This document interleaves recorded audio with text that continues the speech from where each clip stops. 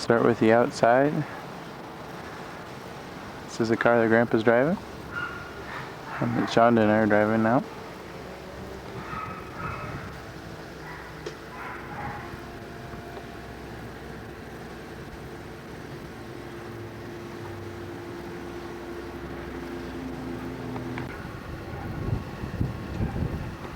$14.09 Locust. Ready? Yeah. Hello, I'm William Kuipers, and most people call me Bill for short, the son of Garrett and Kurt Kuipers, Vanderkoy, and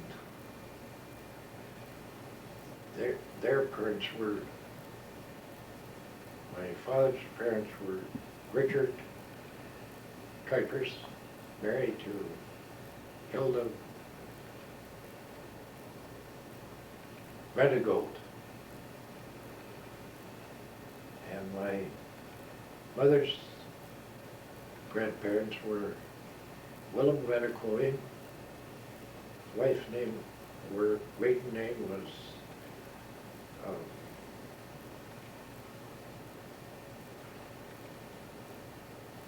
DeRose, Josephine DeRose. And they came to America in about 1891. They homesteaded near Morris, Iowa. They came from Holland. That is my grandparents did. And they lived there for about 13 years, and they moved to the Hull area, and where they lived ever since,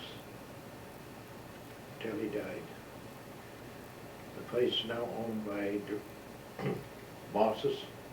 Henry Moss is living there today. And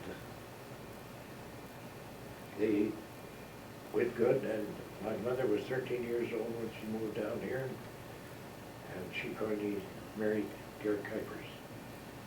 And they farmed around Hull all their life.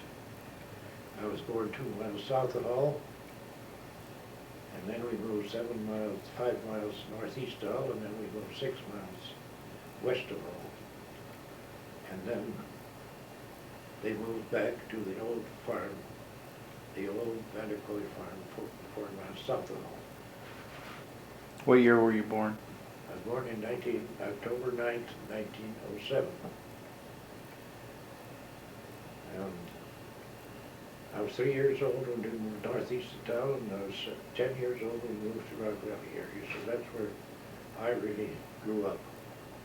I remember in about 1911, I lost a little sister just older than I was, polio. And the family has always been around, in and around Hull. And finally on, we live in Hull. How many brothers and sisters did you have, and what were their names? Josie was the oldest one, married Sidney Bogard. And Richard was the second one, and married Frances Lugins. And then my little sister that died when I was 3 years old, I can still remember some of the things of her. And I was born in 1907, and my brother Isaac was born in 1909, and Hilda was born in 1911, and Agnes, who married Dick DeFries, was married, lived in Sanborn. And they've all passed away but me. I'm the only one left. We're living in Hull. I'm retired. Have our own home. But I've never had welfare. I worked for... What were your jobs as you grew up? What was the first job you ever had? And we moved to Rock Valley area. My father bought a farm there, and it was a small farm, 113 acres. And then we got the Depression in 1921 and 22. And I can remember that Depression well. I know my parents were very poor and hard up, but we lived through it. then I got to be 15 years old, and there was no work for all of us on the farm. Brother Richard, older than I was, had pneumonia real bad one time, and he was always weak and not very strong. So Father didn't have work for all of us, so I worked out when I was 15 years old for $35 a month. You had to stop school then. Yes, I planned on going to high school, but I couldn't do that because of the financial situation. I worked there 1 year, and then with the agreement that I'd start school again, high school again in the fall, but I never made it. I never got there. And then I worked for Ed DM 7 years, and then I What did you do for Ed DeYoung? did farm work there. Mm-hmm. And not a large farm, but a good-sized farm. We demanded a hired man. What type of work did you do as a hired man there? Well, I did all kinds of work, all farm work. I milked the cows and fed the hogs and took care of the chickens. And in those days, each farmer had some cows to milk, we had some hogs to feed, and they had a bunch of chickens which brought in the groceries for the cream check and the egg check. And my best hobby was breaking horses. You broke horses? Broke young horses, yes. Hmm. Were they quarter horses? Yeah, they were work horses. Mm-hmm. And that was my hobby, really, just work with horses. That was And you worked for him for how long? for 7 years. For 7 years. Until you were about 22. Yes, I was 23. Mm-hmm. And then I worked there that long, and then I worked in the implement shop, and I worked for the town, and I worked for the county, and I always made my own way. We got married in 1933, the year after the Great Depression set in. Best I could do was $1 a day and a quart of milk. Hmm. We paid $11 house rent, so we had $14 left to spend. And then we take our church collections out first, and some other obligations, and the rest we could live on. We didn't even hook up the electricity the first year. We got an Aladdin lamp for birthday present, and we used that.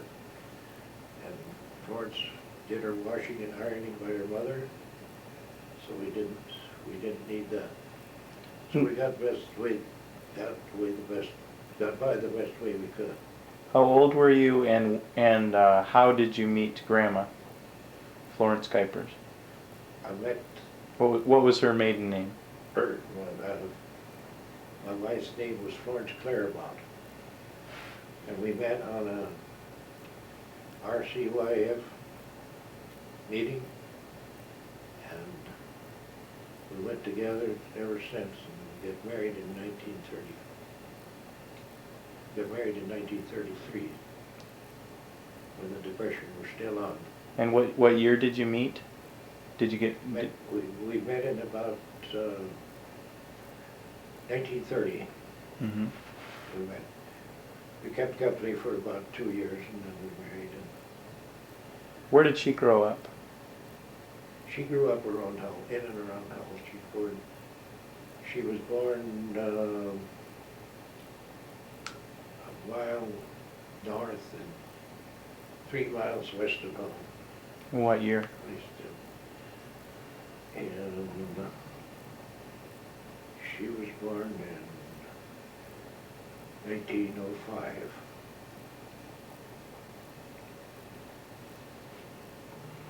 So she was quite a bit younger than you then when you got Just a married. year and a half. Oh, just a year and a half. Year and a half younger. Mm-hmm.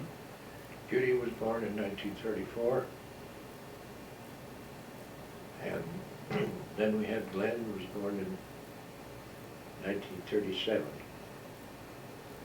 And they grew up in Alvear Mm-hmm. and went to the Christian school and later on to Western High School and Northwestern College. That's where they got their college degree. So how old were you when you met you met Grandma? How old were you when you got married?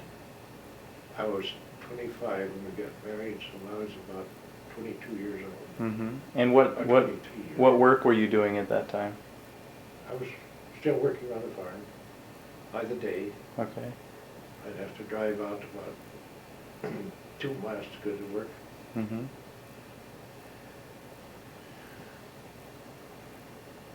Then, Judy, Glenn married Shirley Scott. And they moved to Harlan, Iowa, which they were there about 5 or 6 years. Then they moved to Ames. And taught in the university for several years. Got his degree. And then he got a job in extension work. He's today an Area director. area extension director. Mhm. He's over 8 counties in northeast Iowa. And he's doing that today. They had 3 children. Keene was the oldest one. She married Rhonda. Bootsma.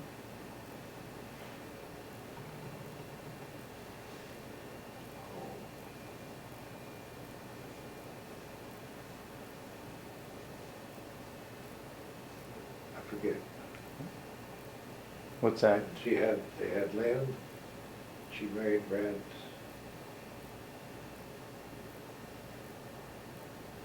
Brad Hamstra. They have 3 children. Christopher, and Allie, and Megan.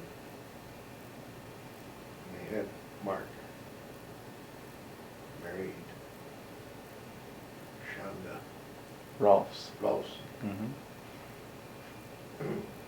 Sid's oldest child was Sean. What year did my father and mother get married? What year did Sid and Judy get married? Oh, let me think. Those are hard ones. I can tell you that. Okay. What are go through Sid's children? Well, Sid and Sean was- Judy's. I went to Christian school in Sioux Falls. He graduated, and then he went to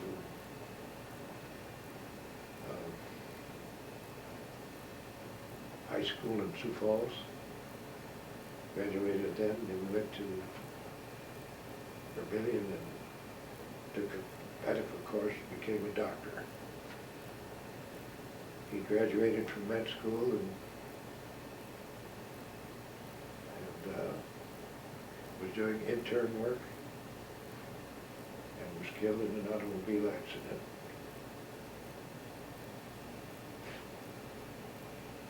And Judy and Lynn married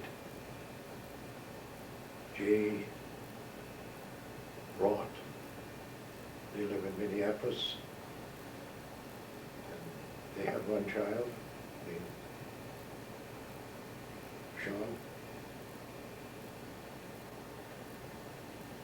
And they have a daughter in Michigan that's working in Michigan, and she's working in a cafe It's Beth.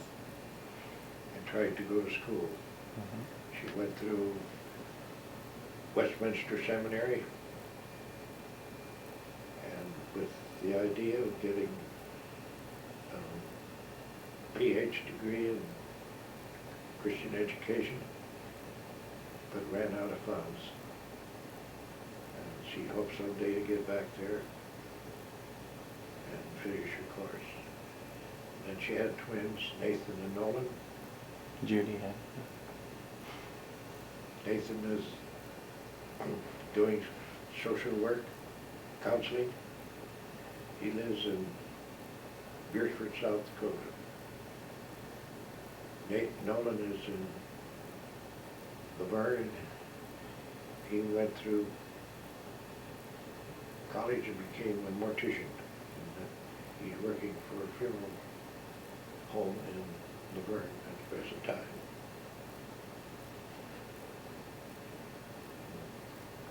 So what was your next job after, what other jobs did you have besides working as a hired man on a farm? You worked at a service station. I began to be worried about what I'd do in the wintertime. I was working for George the Grunt for $1 a day, and he asked me to pick his corn for him, and which I told him I would. Then I began to worry about what I was going to do next winter. And about this time of the year, about in August sometime, they had a meeting in the old opera house in town here, and which was the PWA started, and I went there and applied for work. And then about just before corn picking time, I got a letter from the PWA that wanted to see me in Mars, Iowa at 7 o'clock on Monday morning, and we would start work on number 75, get that ready for pavement. What is the PWA? Yeah, and What is the PWA? Public Works Administration. Okay. And I showed George the Groat this, and he says, I wish you'd pick corn for me. I said, I'm going to, and I don't need this now. So I didn't go. And we picked corn. I picked corn for 2 cents a bushel. I was the fastest picker, but I averaged 110 bushels that year through the whole season. So I had Is that 110 bushels? $2.20 a day. Mm-hmm. And when it cost me a pair of gloves every day, so that I had $2 left. So I was working for for $2 a day. And PWA paid 50 cents an hour, and they worked 6 hours a day. They had $3 a day. But then I met the supervisor uptown. He says, "How you doing, Bill?" I says, "It's getting pretty thin." And he says, "Is it bad?" I says, "It won't be long, and that's starve or steal." And he says, "Then you better starve, because then you'll bury you with honors." And I did. But after that old fellow pushed everything my way he could.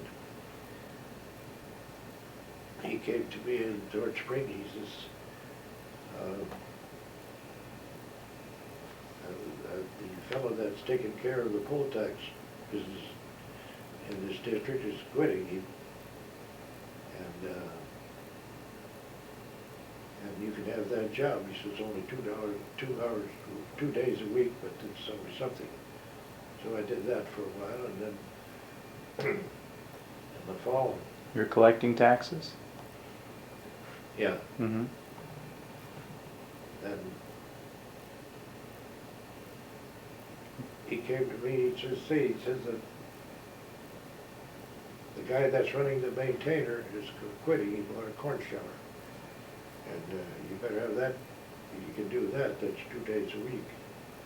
It isn't much, but it's always something. But then in summertime, it would be a full-time job. So I was going to work one morning at John Boats, and told me he'd pay me $1.25 a day if I'd haul the manure for him. I was doing that, and the fellow was walking on the street. He was working on PWA. He says, I said, "You're going my way. You want to ride along the block or two?" I said, "No." He jumped on the running board, and he said, "What are you doing?" He says, "I run manure for John Boat." "What are you getting? $1.25 a day." He said, "I wouldn't work for no damn farmer for $1.25 a day." Well, I says, "Well, Frank, this is free America." I says, "You can do what you want to do, but I'm working for $1.25 a day." Well, and then I got on this maintainer job. I was doing that. Maintaining what? Maintaining the county roads. Mm-hmm. There wasn't much gravel on the roads yet that day. only about 5 miles north of town, and there was about 6 miles of Rock Valley that had to be taken out. They had to go over that 2 days a week. And I was doing that, and then I was on a full-time job, taking care of the county roads. What year was that? Oh, it was...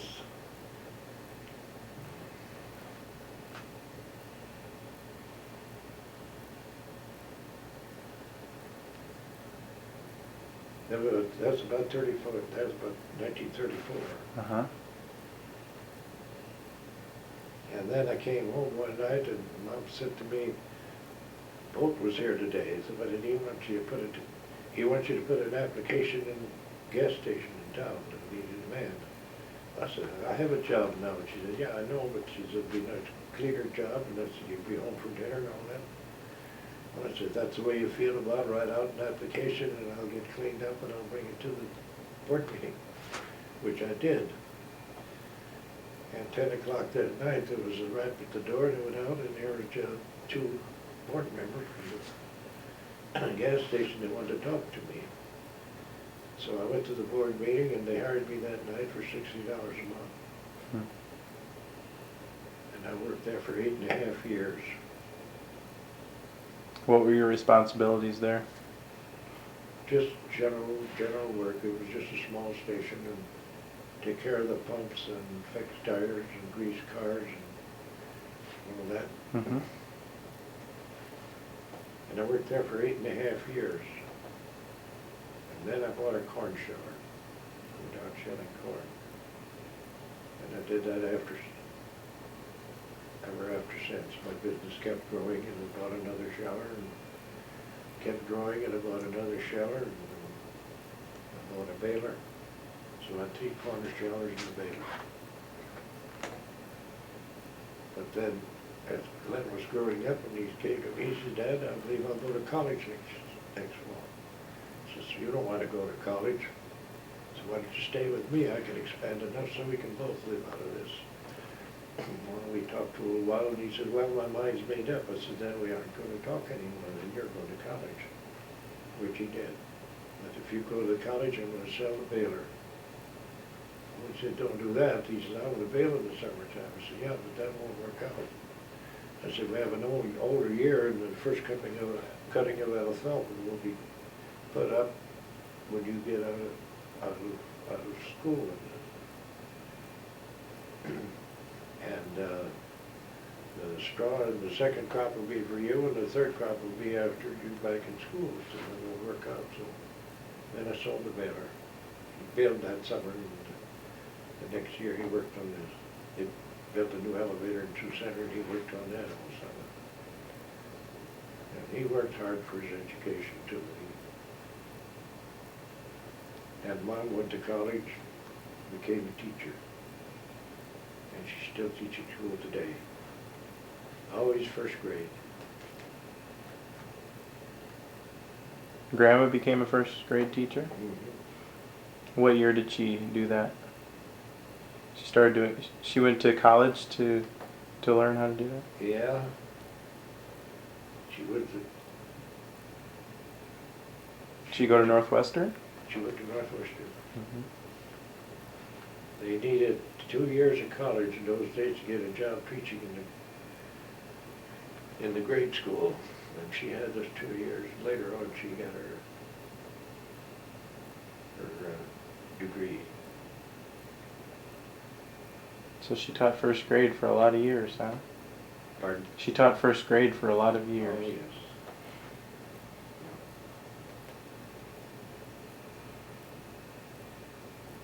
Oh, yes. Now we're retired. I get some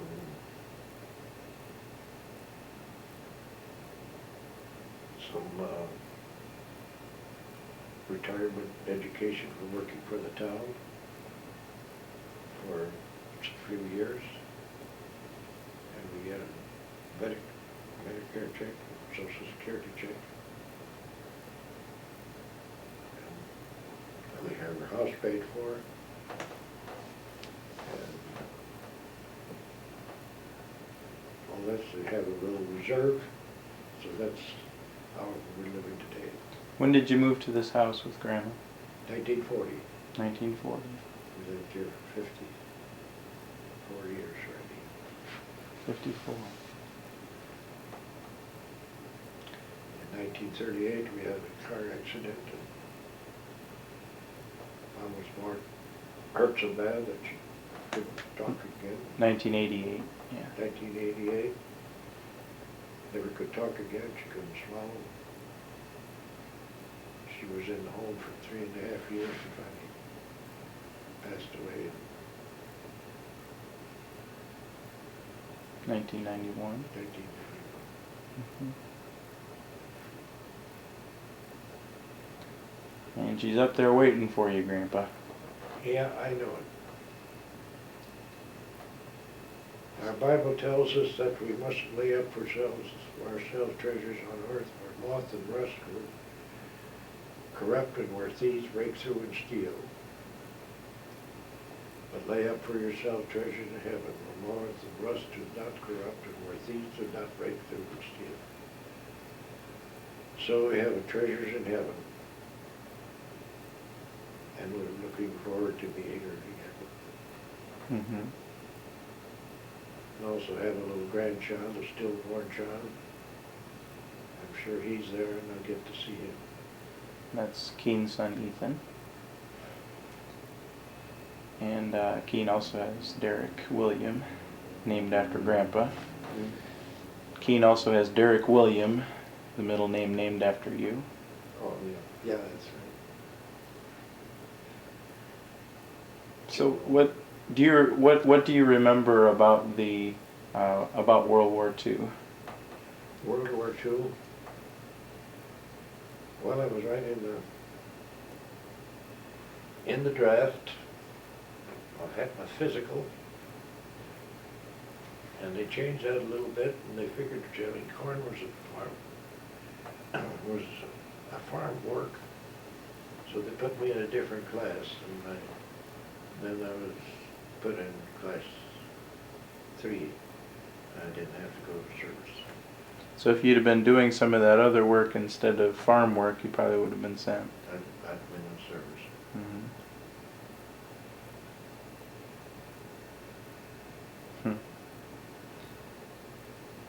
And what year were you married to Grandma? 33. Do you remember your wedding day? Yes. Tell me about your wedding. Oh, Was it outside here, or was it at the church? no. We got married in the home, in the Claremont home. We couldn't afford a honeymoon, so we stayed home.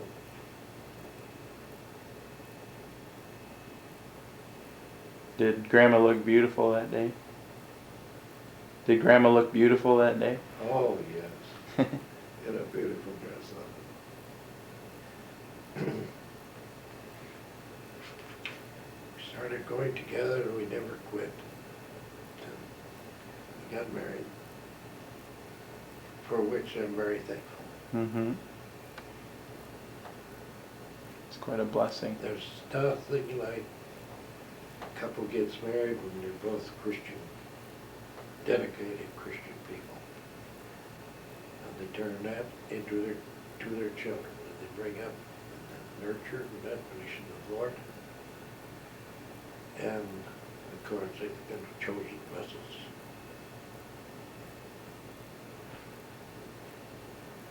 What's your favorite part of the Bible?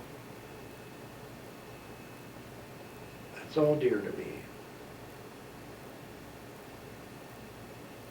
I started reading Genesis 1 in the first part of February, and then about on the 23rd or 4th chapter of Acts at this time. Mm-hmm. So I'll go through the Bible in a year, Yeah. inside of a year. It's great. Oh, yes. And how many times do you think you've read the Bible? I don't know. When a person is born in a Christian home where God's word is always read and my prayer is always offered. You hear that Bible read to you. And then I worked out a lot when always in Christian homes when God's word was regularly read. And then we started a home of our own, and we, of course, we followed that course. I always read the Bible. When you get to be 86 years old, you've gone through that Bible quite a few times. You know a lot of it. Yeah. But you know, you always see something new.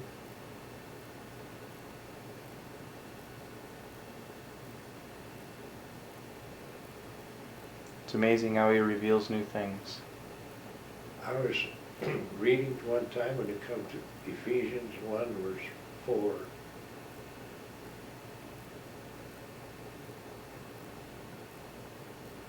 Where it says that our destination was known of God before he laid the foundation of the world. And that's something, isn't it? We have to believe that. Because God is all-knowing. Mm-hmm.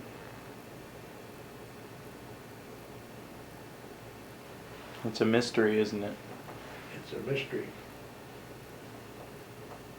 But just read that now lately where Paul was on his third missionary journey and he heard a voice from Macedonia to come over in Macedonia and help us, and he went over there and he worked there, and there was no synagogue there, no church there, but he went to the riverside where prayer was one to be known by the group of women. They went to that meeting and he talked to them.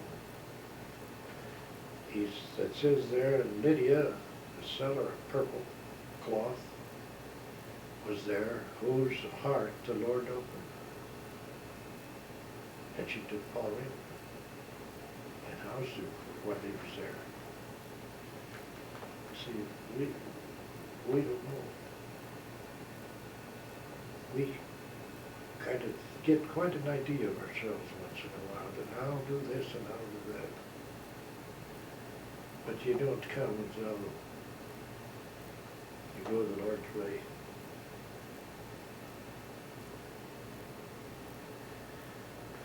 The Bible tells us, by grace are you saved through faith, that not of yourselves, it is a gift of God, lest any man should boast. And all our blessings we have is the grace of God given us. And first of all, that thing is salvation.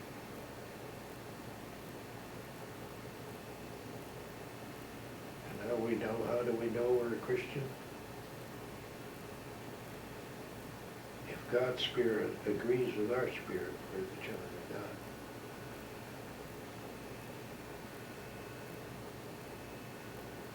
Now,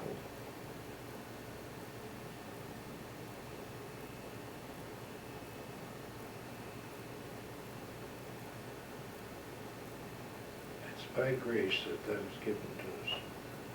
And by the blood of Christ. By the blood of Christ. Mm-hmm.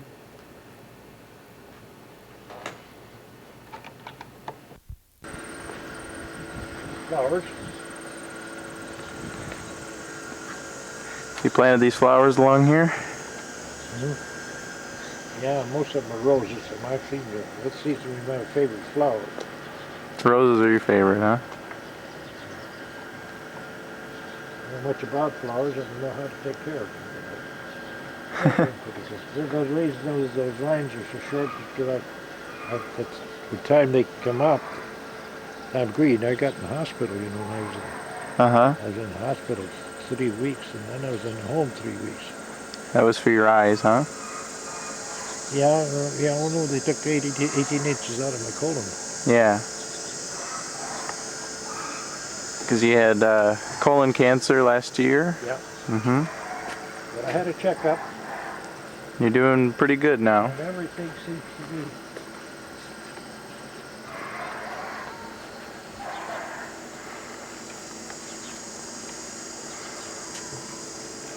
Yeah, I got another rose plant. And then I just planted one over there with that just made that trellis. Mm-hmm. You made that, huh? Do you make that in your workshop? Yeah.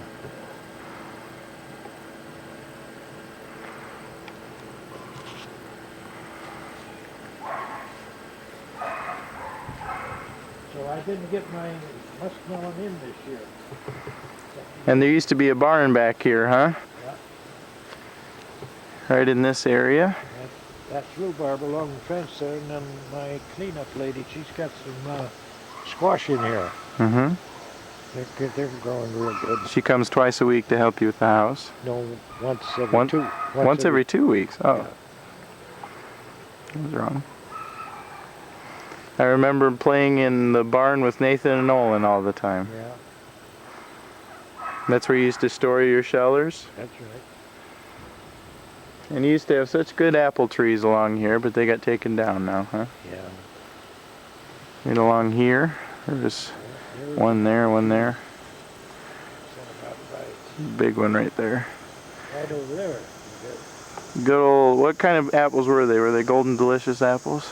No, they were, it was a crab. One was a crab. And the best crab I ever tasted. It was a late one. Real late.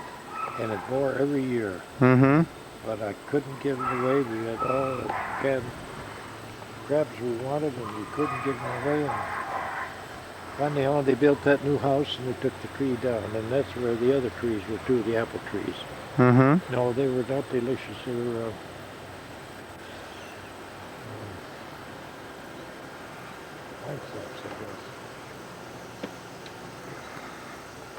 Does that well still work? that cistern, yeah. And cistern there? See, the house used to set south of the cistern. Oh really? It used to Yeah. set that way. And then we made a new foundation over here and we moved the house over on that and then I could sell that lot, see. I see. I didn't know that. This is your workshop over here. Let's go see that in a minute. And this is where that house is and where the trail is all, that all used to be our pasture. Used to have a pasture back here, huh? With cows in there. So that's the other one with that. Now I'm going to sow this back down to grass, I think. You're going to sow the garden back down, huh? Yeah.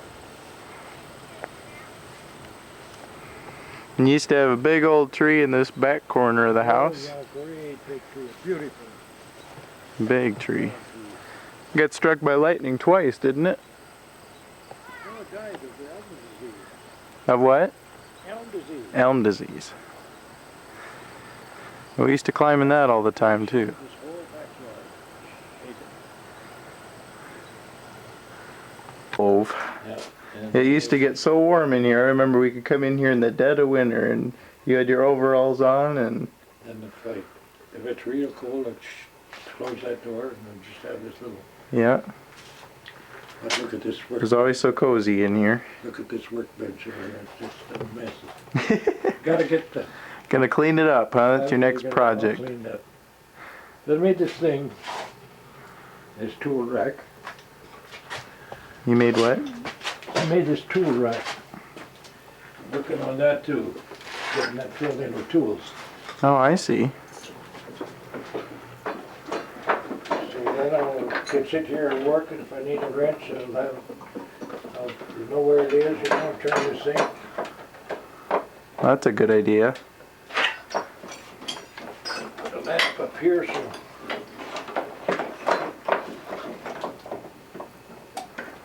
Mm-hmm. See? When did you start that project? Oh, 2 years ago. 2 years ago. I've got to get that organized. See, I can put tools on this side and there, and You still roll your own cigarettes, Grandpa? yeah. When did you start smoking? And I was 14 years old. And how come your lungs still work? I don't know.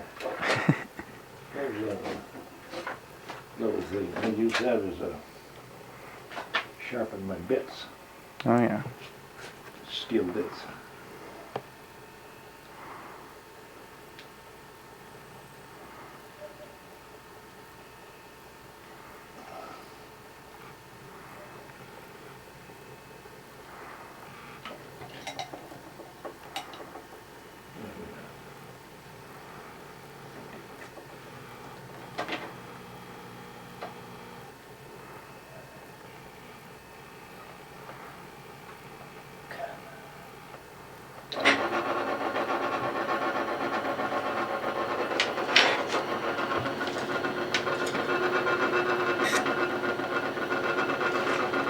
Does that work for fingernails too? Oh, yeah.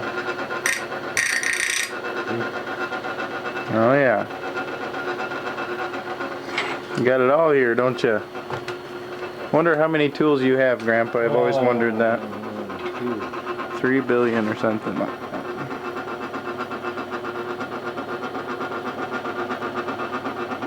Just wrenches.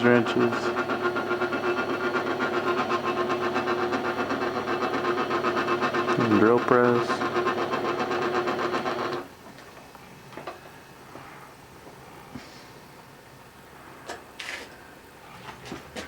There's my fan. Keep it cool. Oh, that's your air conditioning, huh? Yeah. That doesn't work near as well as that heater does. No, that's getting pretty old. That isn't hardly safe anymore. That heater? Yeah.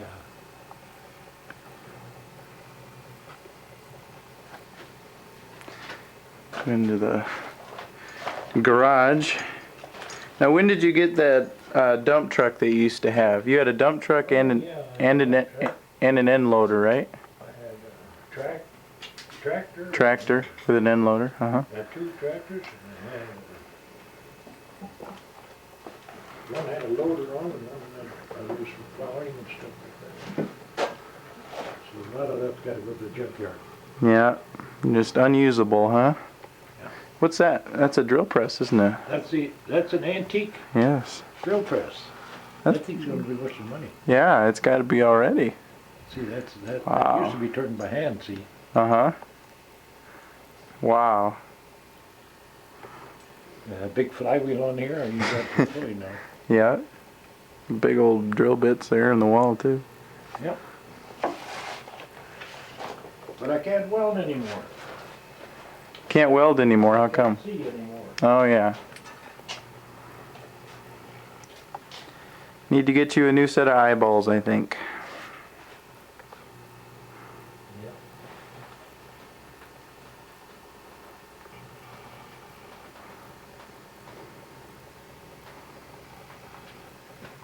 Yeah, I'm gonna. Is this off of the cistern, this belt here? Yeah. You put a new one on there? Is that a replacement? No, Or? this one doesn't fit on here. I gotta place those cups different than what they are. What's this here, Grandpa? Is this a saw? This green? That's yeah. It's a power saw. I can't get blades for it anymore. It's outdated. That's a lot like those Craftsman ones you have now. Yeah. So you had the dump truck and you used to haul garbage out to the Yeah. dump. I remember that. Riding along with you in your dump truck. You used to park it in here. And you had high ceilings on that other one to park it in here. Can you get through here? Yeah. That other end of the garage.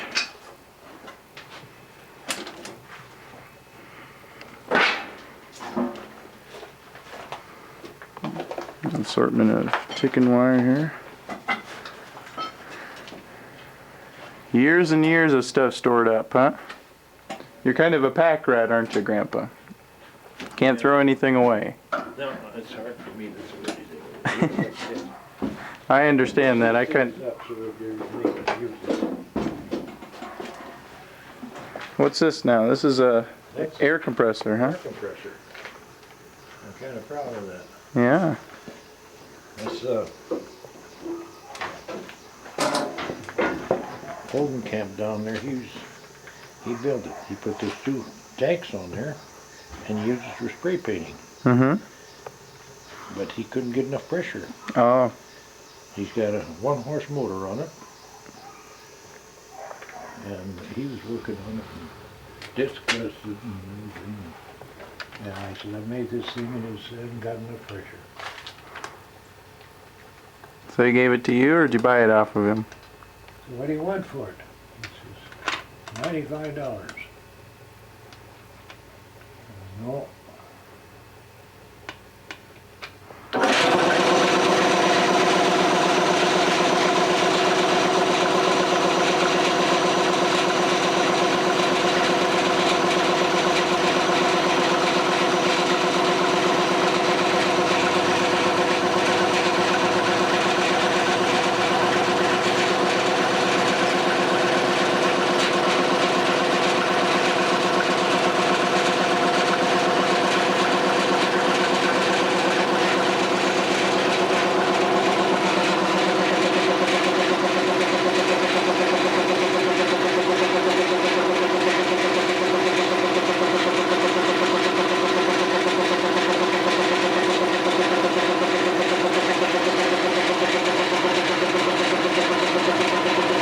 brand new 1-horse motor on that. Uh-huh. What would that thing cost? I don't know. Over $100. He had all the plates and everything. But he just had it on the stand. Didn't have any wheels under it.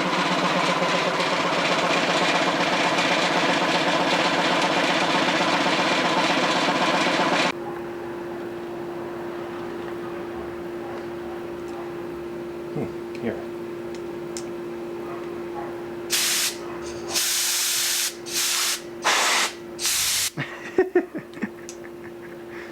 You know what's wrong with it? What? It had an A belt on here. And you didn't have this pulley on. Mm-hmm. Pulley on here. And that's where you run it. An A belt, and then the belt started to slip when it got pressure on it. Oh, I see. So he could never build up the No. pressure that he wanted. So that's, right now I got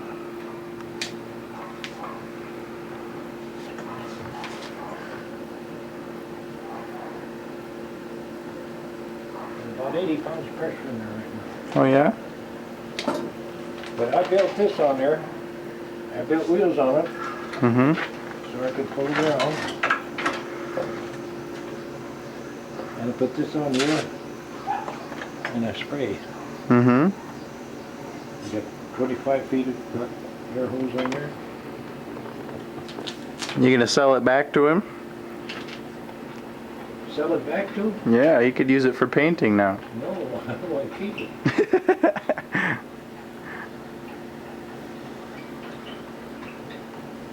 When did you build this? That's two years ago. 2 years ago. See, I put my solution in here, Mm-hmm. and this is hooked up on those tanks. Put your sprayer on here. You spray the lawn with it, just pull it around and the car. And something. That's pretty nice, Grandpa.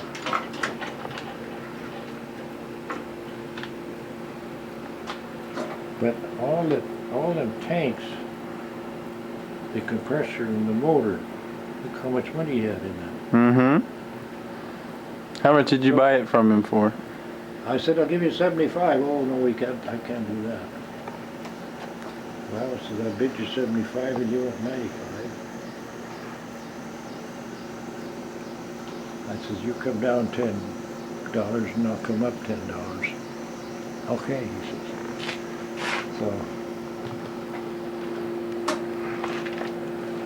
That's the way to work them. I've got this all over there. Mm-hmm. He just says that on the stand, doesn't he? It was so heavy. It was heavy.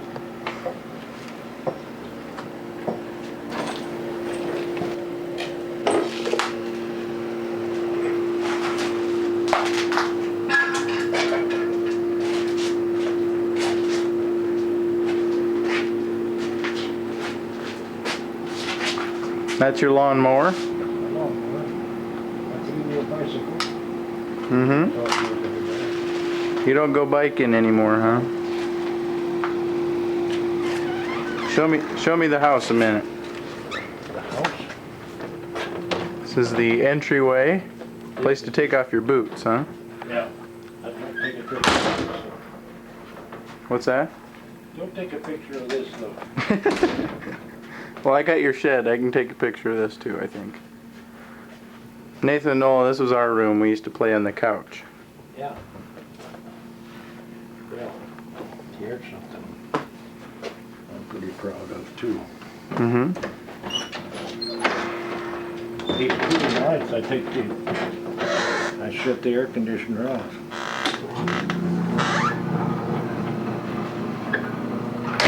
This fan blows the air in there, and I open that window. It's right on my bed. The morning, the whole house is cooled off. Oh, Yeah. goes right into his bedroom window.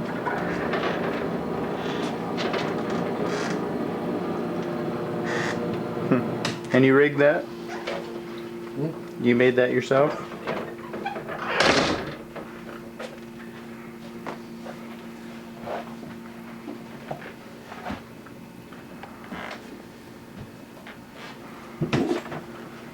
And then the utility room. This is my utility room. Where you always washed up your hands. And we've got our washing here. This is a dryer. Washer and dryer. This is a little washer. The freezer with whole ice cream in it always. Yeah.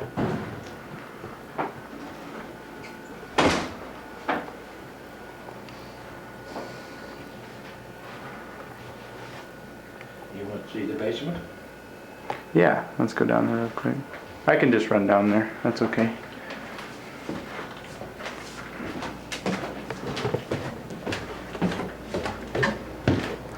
There's the shower. And the furnace. Little pantry storage room there that's too dark. And he had the old, always crooked billiard table here.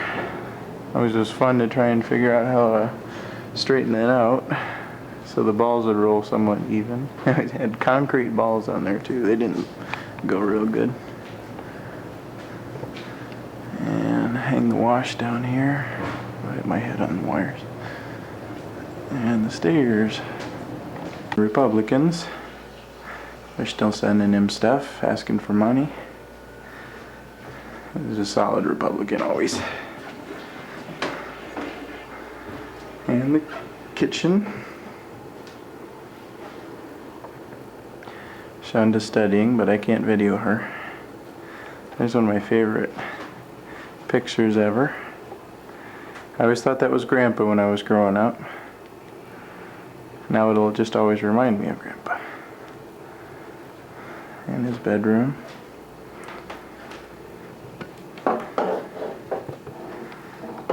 We all took naps this afternoon. We were so tired.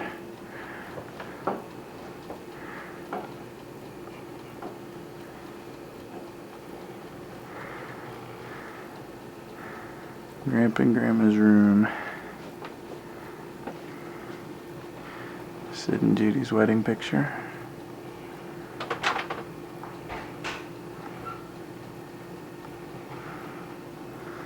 There's Grandma. And Dad and Mom.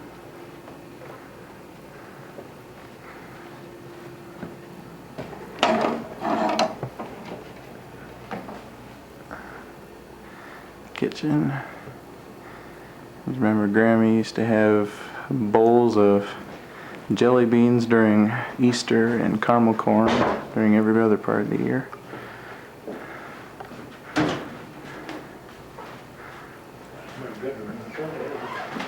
And these are current pictures, other than our wedding, which was 2 years ago. It's August 7th, 1994 today, in the afternoon.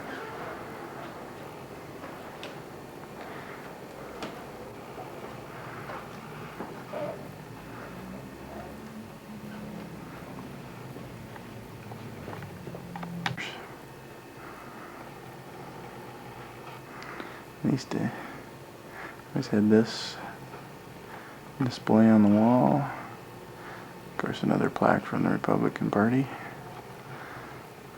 And pictures of the family, Sid and Judy's family and mine.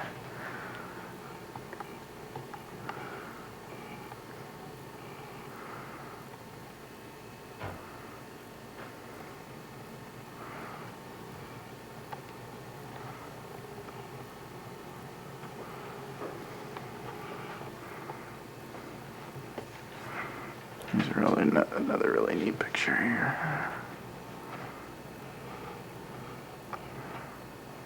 Knocking at the door.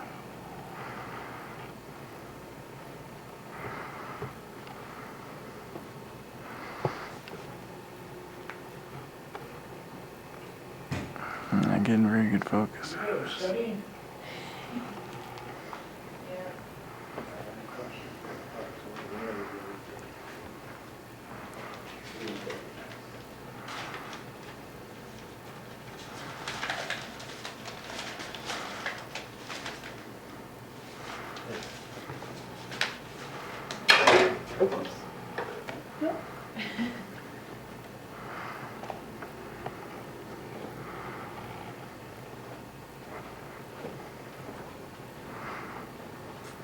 This is the guest bedroom where we always sleep. Mom and Dad used to sleep all the time.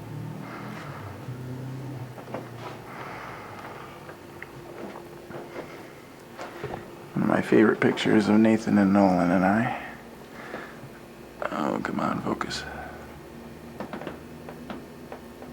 I love that picture. Grandma made these old doilies. I believe that's the Clarabouts. Grandma's mom and dad.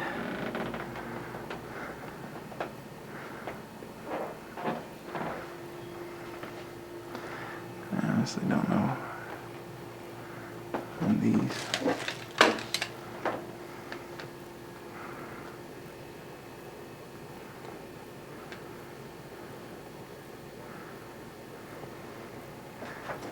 This is a really neat picture of Dad. Glenn and Judy. I think they were 13 in those pictures or something. I can't remember for sure.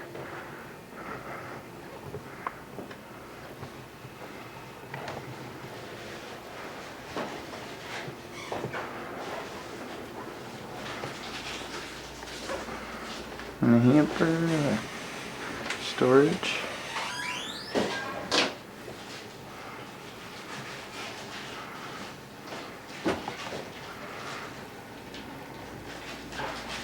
His parents, the Kuipers. So I was right, the other ones were the Clarabouts.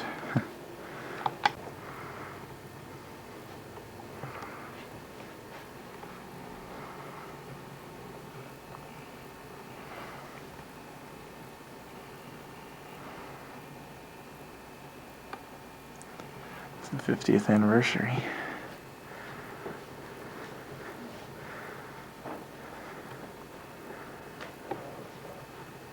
What did you?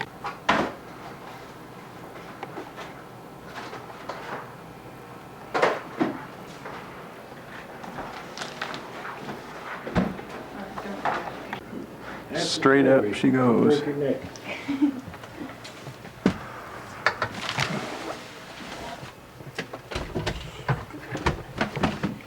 Over the luggage we go. This is where Dad and Judy had their rooms. The plaster's coming off the ceiling, but there's a little closet.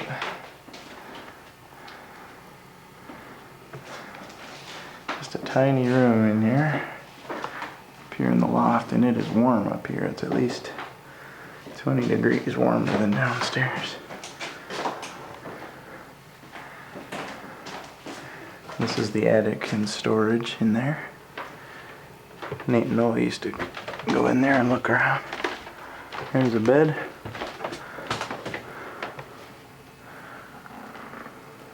I believe this was Judy's room. If I remember right, this was Judy's and the other one was Dad's, but I'm not sure.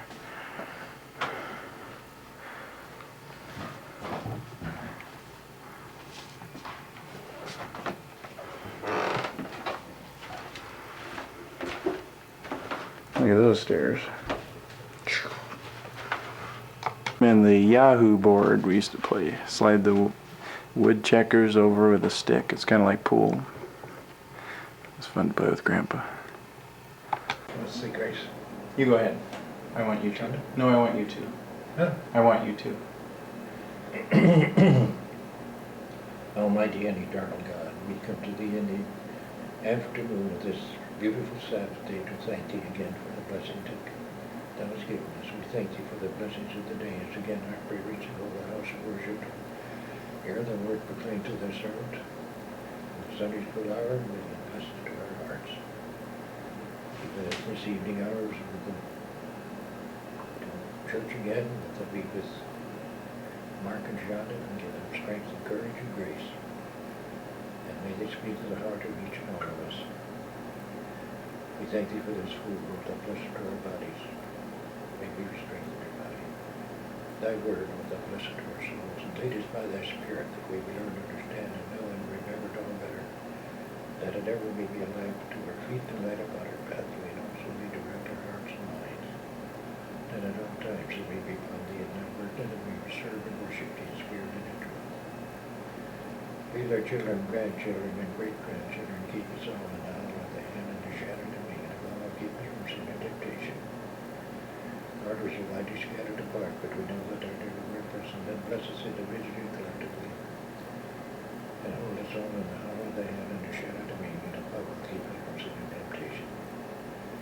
And we earnestly prayed for Mark and John when they were in Russia. Thou hast graciously heard their prayers and brought them both safely home again. And with what Almighty to bless the work they did over there, and be with them now as they further with us will further bless them and use them. Graciously pardon us of all our sins, as we ask for Jesus' sake. Amen. Thanks, Grandpa. You're a good cook. You're a good cook. No, no cook at all, man. Really, put a little butter on your potatoes.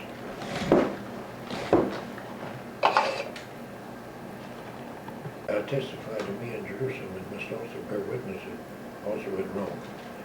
And when it was day, certain of the Jews men had banded together and bound themselves under the course, saying that they would neither eat nor drink till they had killed Paul. And there were more than 40 which had made this kind of conspiracy. And they came to the chief priests and elders and said, We have bound ourselves under a great curse that we will eat nothing until we have slain Paul. Now therefore ye with this counsel signify to the captain that he bring him down unto you tomorrow, as though you would inquire something more perfectly concerning him, and we, or ever he come near, and are ready to kill him. And when Paul's sister's son heard of their lying in wait, he went and entered the castle and told Paul. Then Paul called one of the centurions unto him and said, Bring this young man unto the chief captain, for he has certain things to tell him. So he took him and brought him to the chief captain and said, Paul the prisoner called me unto him and prayed me to bring this young man unto thee, who has something to say unto thee. Then the chief captain took him by the hand and went with him privately and asked him, What is that thou wouldst tell me? And he said, The Jews have agreed to desire thee that thou shouldest bring down Paul tomorrow into the council, as though they would inquire something of him more perfectly.